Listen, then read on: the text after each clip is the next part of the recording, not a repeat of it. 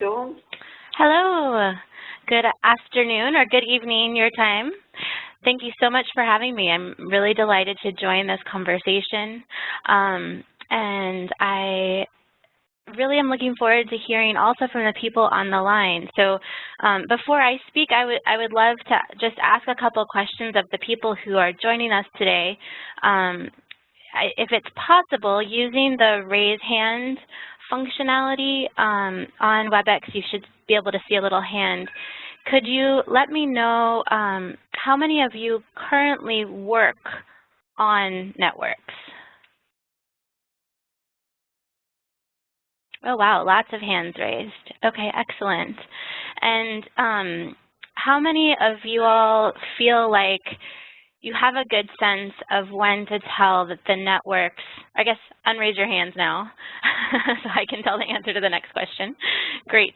How many of you feel like you have a good sense to tell when the networks are performing well, when they're effective?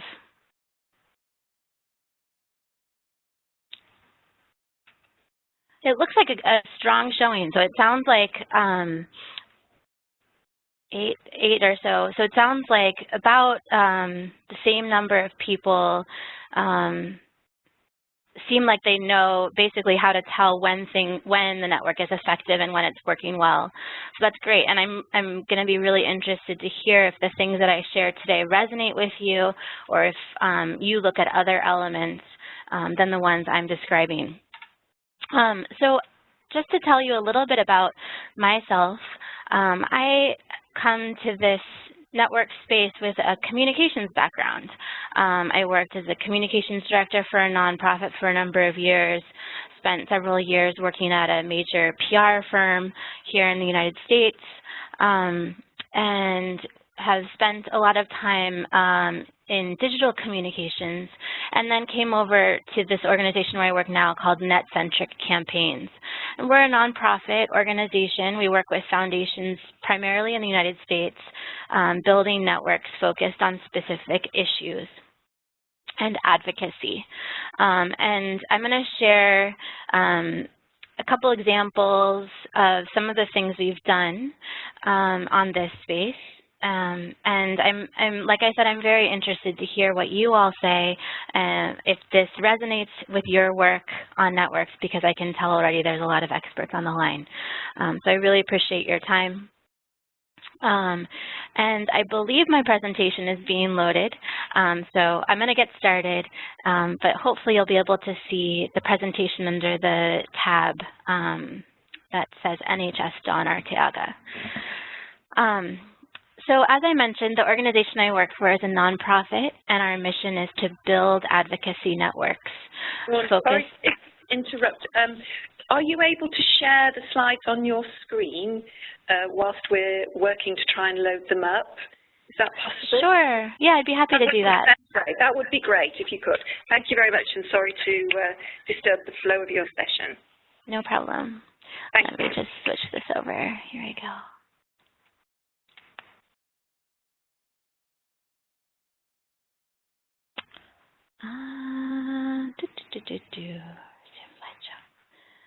Is that coming through okay? That's great. Thank you very much, Dawn. No problem. So our mission is to build advocacy networks focused on progressive change.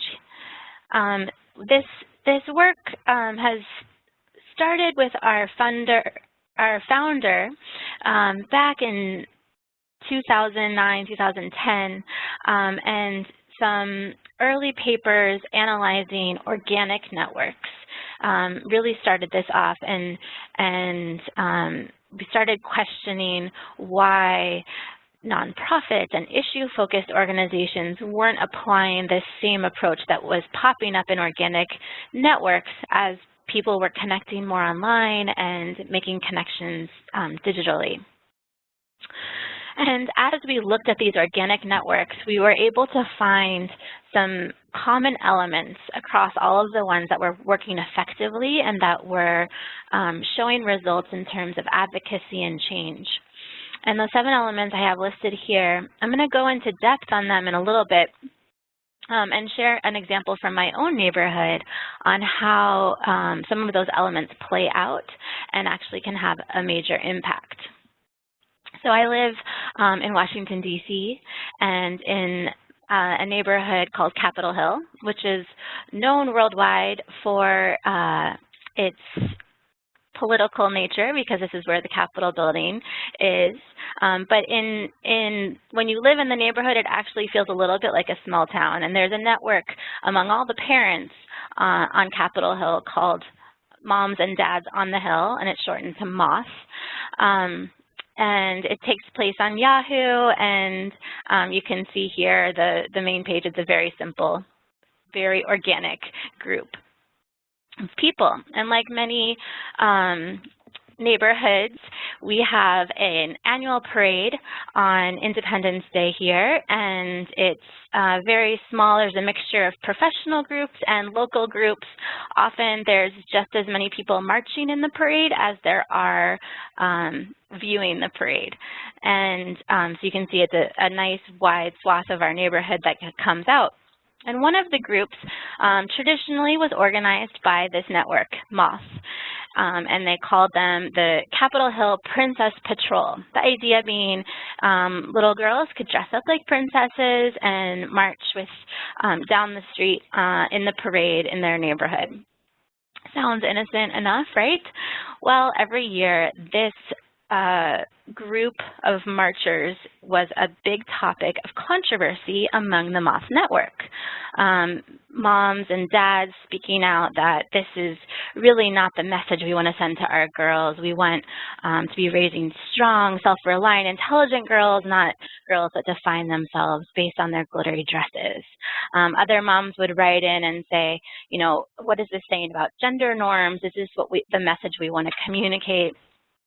Still other moms would write in and say, well, what if my little boy wants to dress as a princess? What are you going to say? What if my little girl wants to be a superhero? And still other moms would say, well, why are we celebrating the monarchy? This is an Independence Day parade, and we should be celebrating revolutionary heroes. So all sorts of controversy over this seemingly innocent activity on the network. And the parade organizer would always try to calm the group down, saying this is just one of the groups in the parade. The whole parade isn't about, you know, princesses, and it's just, you know, just move on. Well, as luck would have it, I was thrown into this controversy a couple years ago when my youngest decided that he needed to be marching along with the official Washington, D.C. parade during St. Patrick's Day.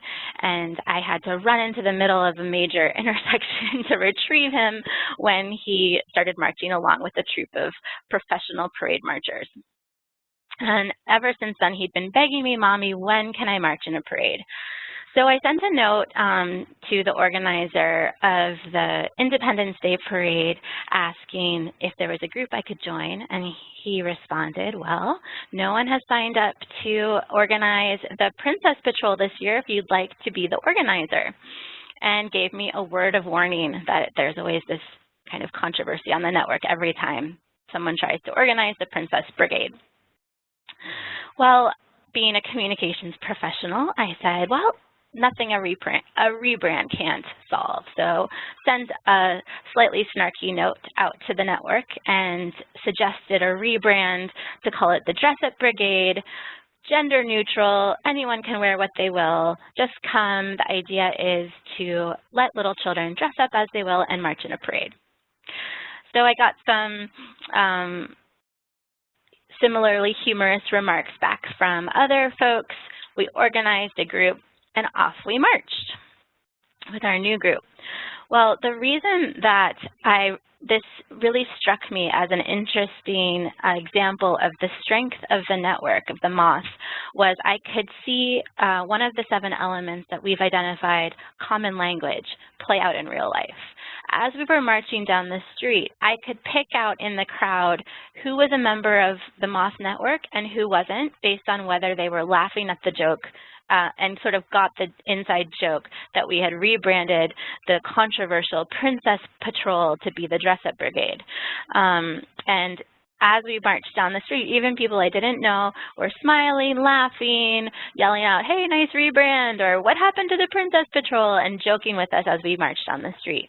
And so this was a really fun example to me of the strength of that network, because in our little neighborhood, people who I didn't know were recognizing that we were members, and we were recognizing our commonality and that shared connection that we had.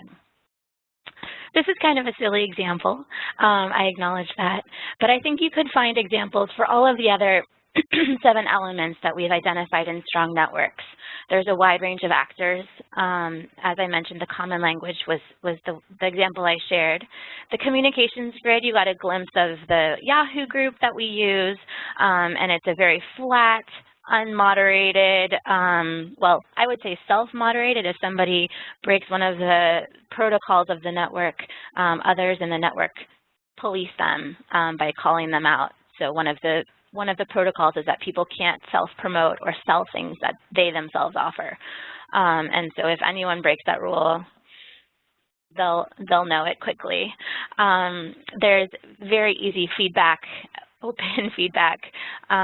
There's lots of shared resources. If anytime you need to borrow anything from camping gear to a ride somewhere, people post on the network and they very quickly and immediately get responses back with shared resources and know that they need to do the same. There's the social ties. There's lots of meetups, especially for new parents. There's organized groups that meet every week for new parents and different groups of young babies as well, parents of young babies. And the vision is a very simple one. Parents who want to stay living in the city and resist the, sprawl, the urban sprawl, and want to have healthy children. It's a very simple vision. Well, this vision plays out in really powerful ways too, not just in silly little ways like neighborhood parades. Washington, D.C. has traditionally struggled with its public education system, and that's one of the major reasons that a lot of people move into the suburbs here is because the education system traditionally has been so poor. Well, this network of committed parents wanting to have children living in the city banded together, and one of the moms in the network used the strength and the power of those connections in the network to actually start a new school. This was very much a community effort, as she acknowledges in this quote. People fundraised, people went and helped her build a playground and build the things she needed, went to City Hall, to the city meetings and petitioned to get the right to open this school and get the support that she needed. Today, her school is one of the top performing schools in the city, and just this year they opened a second campus in one of the most underserved neighborhoods in the city. So it's a real testament of the strength of that woman's vision, but also the support she received from the network of other parents who were also committed to making this happen. And it also plays out on the highest levels of power. I love this quote from a Washington Post editor that the city assistant superintendent told him a few years ago that the DC schools should be judged by how well the system could satisfy the moms on the Hill.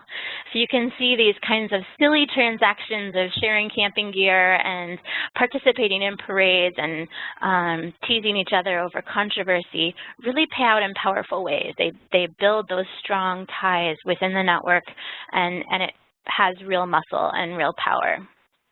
So I think everyone on this call is familiar with the new approach to social change that we're seeing more and more take place with these types of organic networks, where when you have clear motivation and power and you tie that into traditionally a strong organization and now increasingly an action network, you see real social change taking place.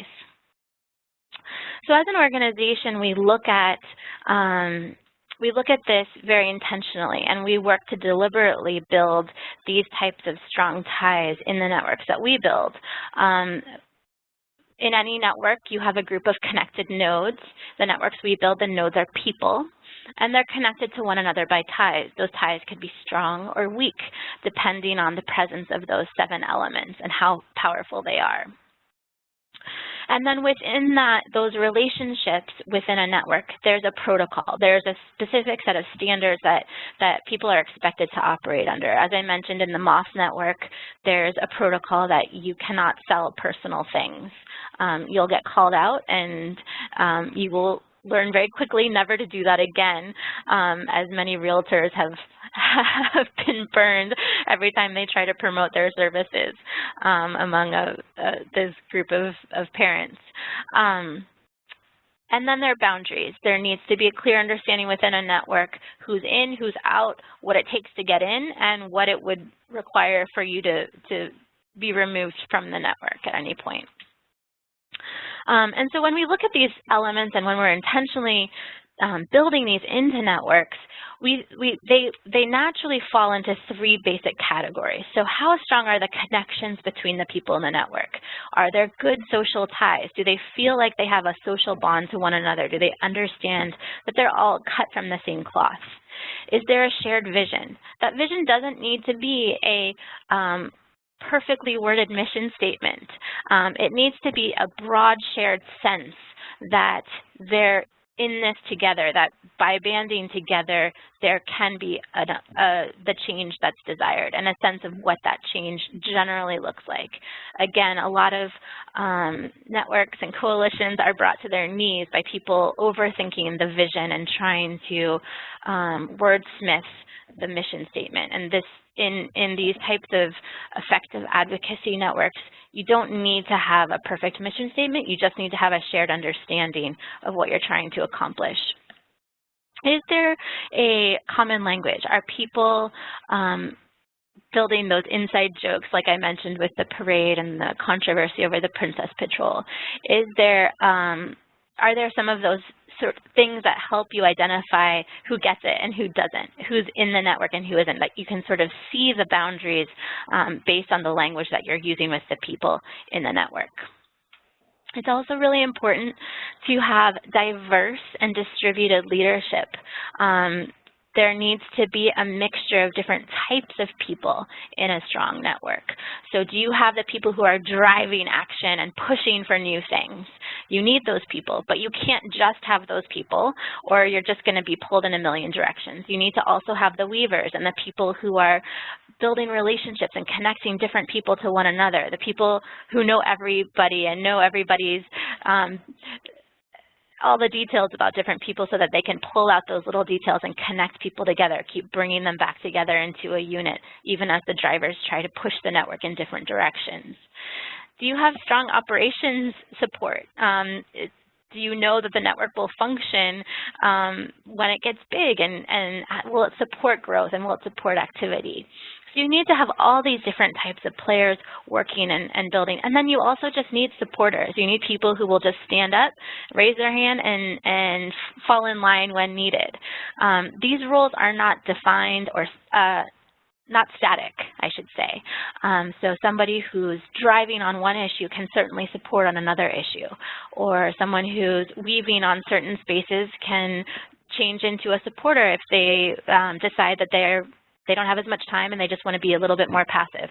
And these are fluid roles that people rotate. In a healthy network, there'll be a lot of rotation and distribution and sharing of those types of roles.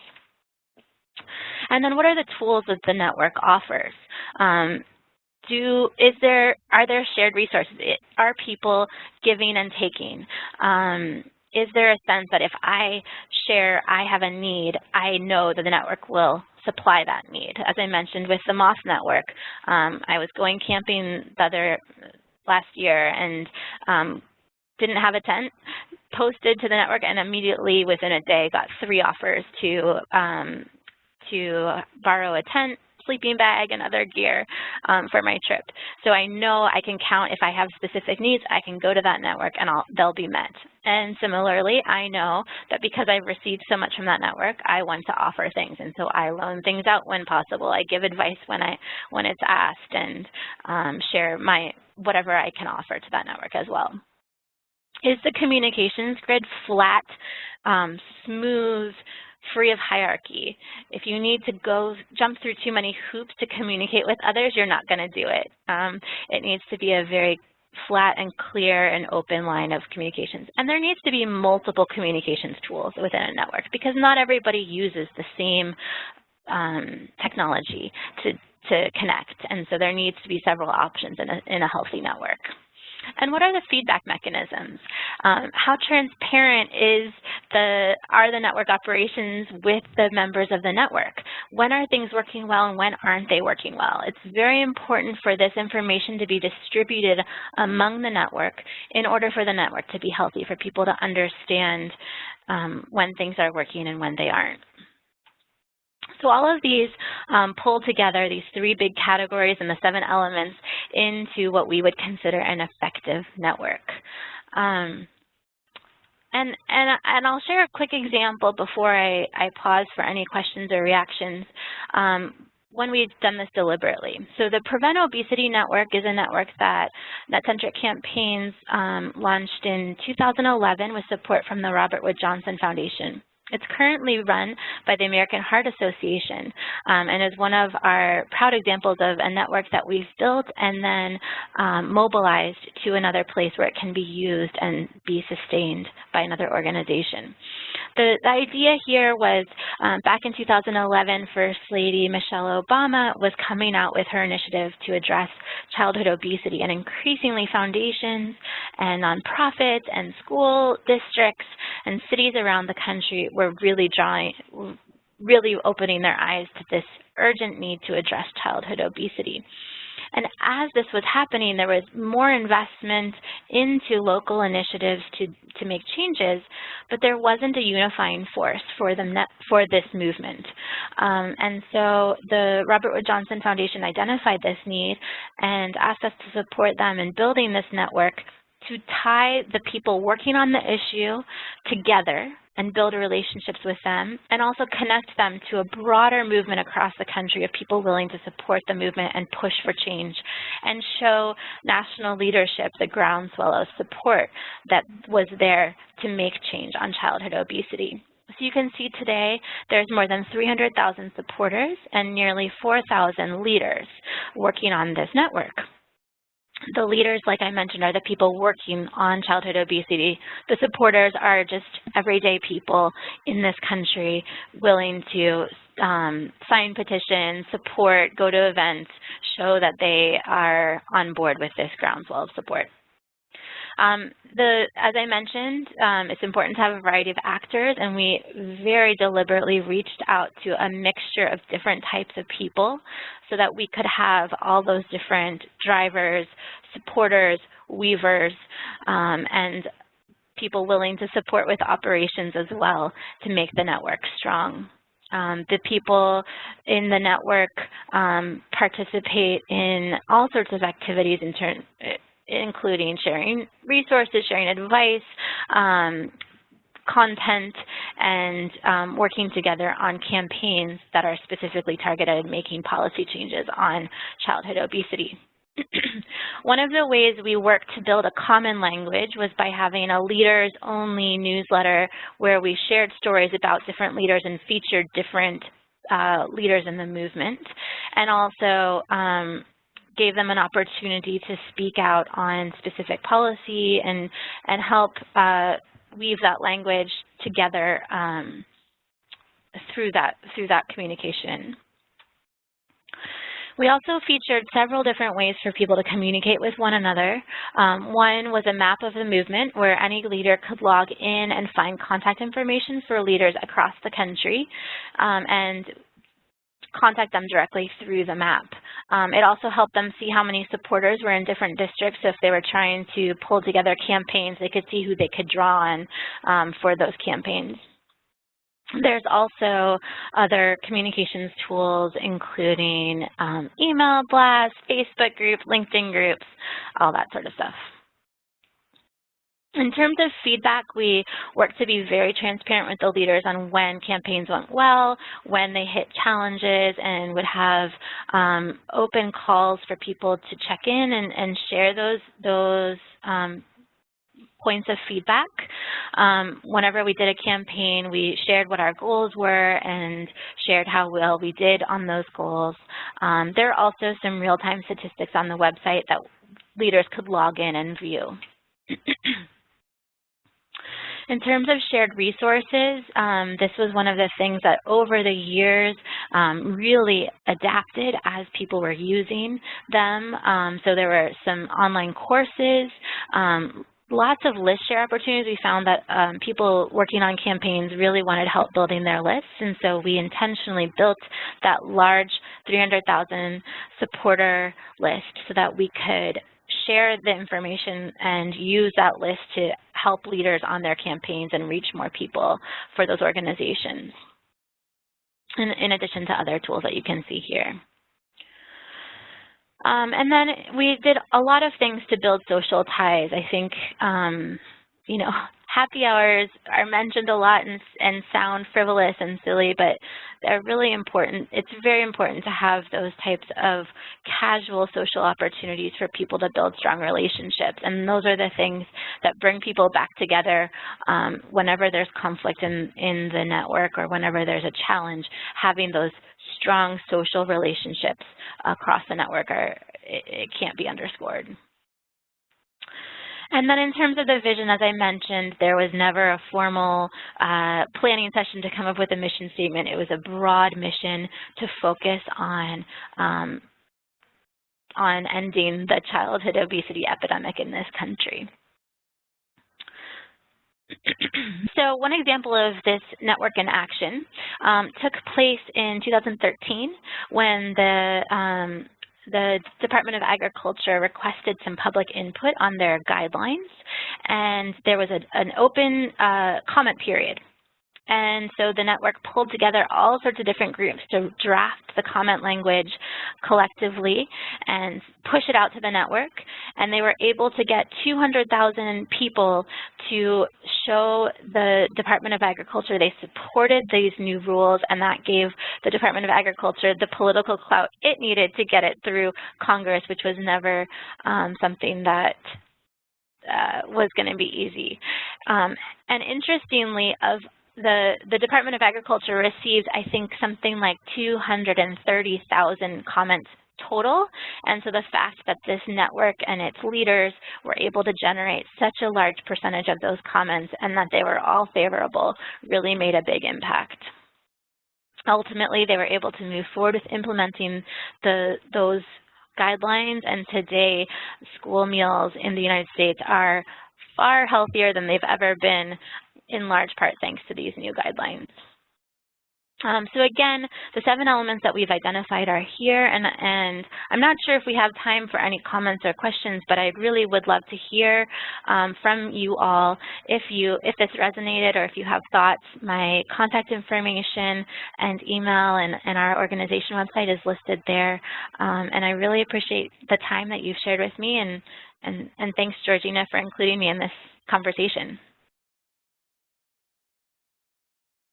Dawn, thank you very much indeed. It's been a really interesting presentation, and I think one of the things that I recognized as you were talking were the parallels between some of the principles and aspects of networks and networking that Becky talked about through to a great application in a different context.